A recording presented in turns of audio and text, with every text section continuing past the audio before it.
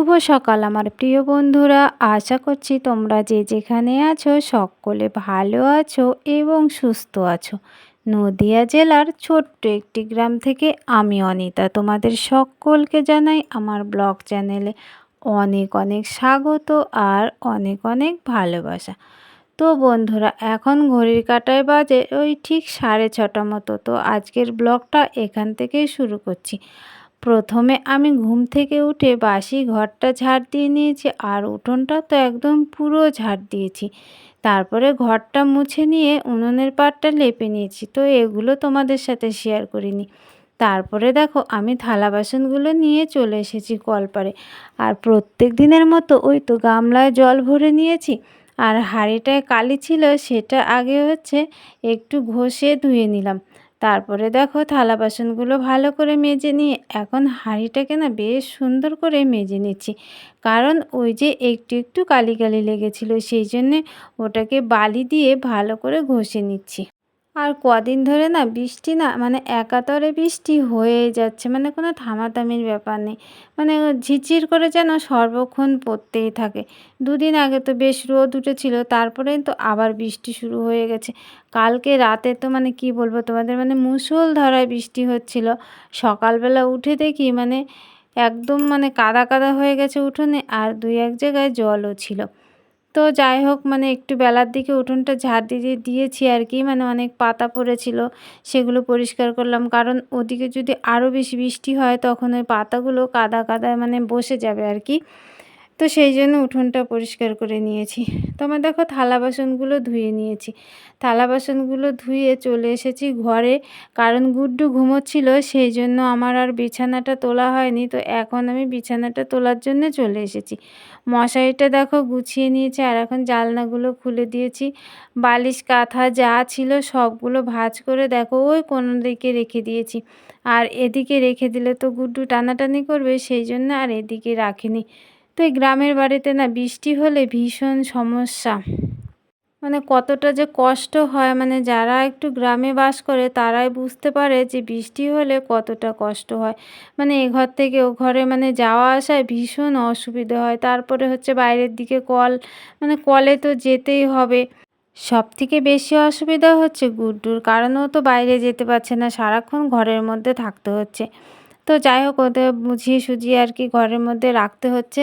বিছানাটা গুছিয়ে জামা কাপড় চেঞ্জ করে চলে এসেছি উনুনের পাড়ে। গুড্ডুর খাবার দাবার করা হয়ে গেছে, ওকে খাইয়ে দিয়েছে। আমরাও চাটা খেয়ে আমি রান্না বসিয়ে দিয়েছি। দেখো এখানে করছিলাম ভেন্ডি ভাজা, পেঁয়াজ দিয়ে আর কাঁচা লঙ্কা দিয়ে গাছ থেকে তুলে আনা হয়েছিল। আর কচুর ডাঁটা করব বলে দেখো কচুর ডাঁটাটা সেদ্ধ করে নিয়েছি। আর কাঁচা লঙ্কা ছোলা, মানে কাঁচা ছোলা ভিজিয়ে রেখেছিলাম, সেটা রেখে দিয়েছি, ওইটা দিয়ে করব।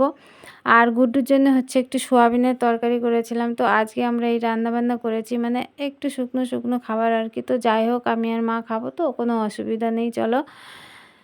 তারপরে দেখো ওদিকে খাওয়া দাওয়া কমপ্লিট করে তারপরে চলে এসেছি কলপাড়ে। আর কলপাড়ে অনেকটা অনেকটা থালা বাসন না, ঠিক কড়াটা আর দুই একটা থালা বাসন। তো কড়াটা না মানে এই ভাজাভুজি করতে গিয়ে না কড়াটা অনেকটা পুড়ে গেছে। তো কড়াটা মাজতে আজকে আমার মানে খুবই কষ্ট হবে একটু আর কি। তো যাই হোক, আম পাতা নিয়েছি আর একটু বালি সাবান দিয়ে দেখো কড়াটাকে কিন্তু ভালো করে ঘষে ঘষে যেই পোড়া দাগগুলো ছিল সেগুলো তুলে নিচ্ছি। আর আম পাতা দিয়ে মাজলে না মানে ভীষণ ভালো মাজা হয় আর কি। তার সাথে যদি একটু বালি দেওয়া হয় তাহলে একটু পরে মানে কড়াটা একদম চকচকে হয়ে যায় আর কি, মানে বেশি টাইমও লাগে না। তো যাই হোক, দেখো একটু করে মাজছি আর একটু জিরিয়ে নিচ্ছি, মানে হাতে ব্যথা করছে আর কি। তো যাই হোক, এদিকে কড়াটা আমার মাজা হয়ে গেছে। আর ওই যে দুটো একটা থালা বাসন ছিল সেগুলো মেজে নিয়ে এখন আমি ধুয়ে নেব। আর এগুলো ধোয়ার পরে গুড্ডু সোনাকে চান করিয়ে ঘুম পাড়িয়ে দেবো। আমার কিন্তু এখনও চান হয়নি, কিন্তু এদিকে খাওয়া দাওয়া হয়ে গেছে। তো গুড্ডুকে চান করানোর পরে ঘুম পাড়িয়ে তারপরে আমি চান করে নেব। আর আজকে এখনও পর্যন্ত কাজে বসতে পারিনি। ওই বেলা মানে 12টা মতো বাজে এখন আর কি।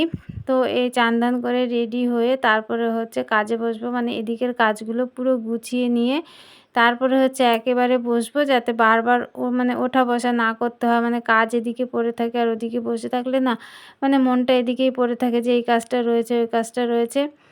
আর আমার কড়াটা দেখো একদম চকচকে পরিষ্কার হয়ে গেছে। তো আমার স্নান দান করা হয়ে গেছিলো। তারপরে দেখো শুরু হয়ে গেছে বৃষ্টি আর কি। তো গুড্ডু এখনও ঘুম থেকে উঠে গেছে। গুড্ডু হচ্ছে দাঁড়িয়ে দাঁড়িয়ে দেখছিল মানে কি অঝোরে বৃষ্টি হচ্ছে, আর ওর তো বেশ আনন্দ লাগছিল, মানে খুবই আনন্দ পাচ্ছিল আর কি। তো বারান্দায় বসে বসে বৃষ্টি দেখতে কিন্তু আমারও ভীষণ ভালো লাগছিল। তো চলো এখন আমি একটু ওই ঘরের দিকে যাব। তো ছাতা নিয়ে গেছিলাম ওই ঘরের দিকে। তো দেখো আমার অবস্থাটা একবার হচ্ছে, মানে কিভাবে ছাতা ধরে আছি, মানে পেছন দিক দিয়ে ভিজে যাচ্ছে, ওদিক দিয়ে ভিজে যাচ্ছে, মানে এরকম অবস্থা। তো তোমাদের একটুখানি দেখালাম বাইরের অবস্থা। তো চলো এখন আমি ঘরের দিকে যাই। ও ঘর থেকে দেখো এই ঘরে চলে এসেছি, আর আমার জামাটা না একদম ভিজে গেছে নিচ দিয়ে। মানে কি বলো তো, ওপরে ছাতা ধরেছে, জামাটা না গোটানো হয়নি, সেই জন্য একটুখানি ভিজে গিয়েছিল। তো যাই হোক দেখো আমি বারান্দায় বসে বসে হচ্ছে দেখছি আর কি বাইরের বৃষ্টি, আর মেশিনে বসেছি এখন একটু কাজ করব। আর গুড্ডু সোনা ঘুম থেকে উঠে গেছে, ওকে একটু খাইয়ে নেব, আর ও খেলা করবে, তারপরে আমি আবার কাজে বসবো। তো চলো বন্ধুরা, ব্লগটা আর বড় করছি না। তোমরা যে যেখান থেকে আমার এই ব্লগটি দেখছো সকলে ভালো থেকো এবং সুস্থ থেকো। যারা নতুন বন্ধু হয়ে আমার এই ব্লগটি দেখছো তাদের পাশে থাকার জন্য অনুরোধ করছি। আর আমার এই ব্লগটি যদি ভালো লাগে তোমাদের, তাহলে লাইক কমেন্ট শেয়ার করে দিও, আর আমার এই ছোট্ট চ্যানেলটিকে সাবস্ক্রাইব করে পাশে থেকো। চলো দেখা হবে তোমাদের সাথে নতুন আবার একটা ব্লগে। টাটা বন্ধুরা, গুড নাইট।